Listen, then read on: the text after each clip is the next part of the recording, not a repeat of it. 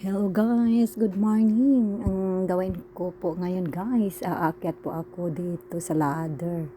Magbalot po ako guys sa mga bunga ng guava ko kasi guys, marami po sila at parang hindi po namin ma-harvest guys pag hindi namin ito i-wrap ng cellophane.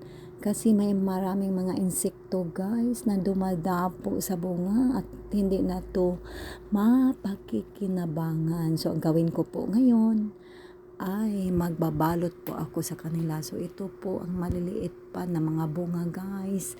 Ang dami po ng bunga sa guava ko guys. So tignan po niyo, nandito na po ako sa taas ng guava tree. At ito na po ang mga ginagawa ko dito guys, yung mga bunga hinahanap ko guys.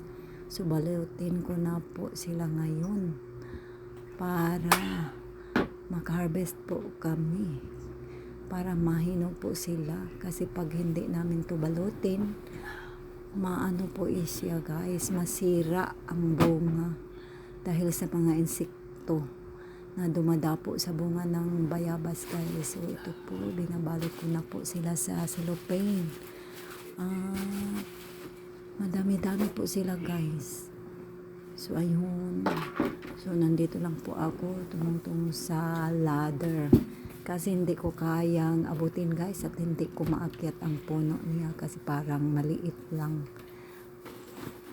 Ito na po, nagbabalot na po ako sa kanilang mga bunga.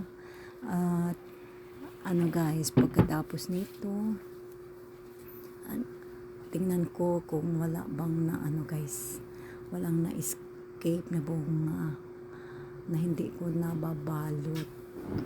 So marami pala sila guys, maraming bunga ang guava sa ngayon guys. After sa bagyong ulit guys, naka-recover na po siya. So pinutol na po namin yung iba guys, yung part sa sanga na, sa bayabas na ito, but bumalik guys, nabuhay ulit. So ito ang mga niya, ang mga sanga ng bayabas. O yan, tingnan nyo po guys, ang bunga niya na dinadapuan ng mga insekto. Nagbutlig-butlig guys. So parang may mga black dot. So hindi na po siya makakain guys kasi ang sira na po ng niya, ang loob sa bayabas guys, kasi naka-harvest po ako ng ganito ang hitsura.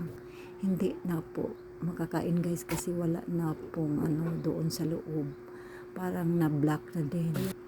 So ito na po guys, baba na po ako guys.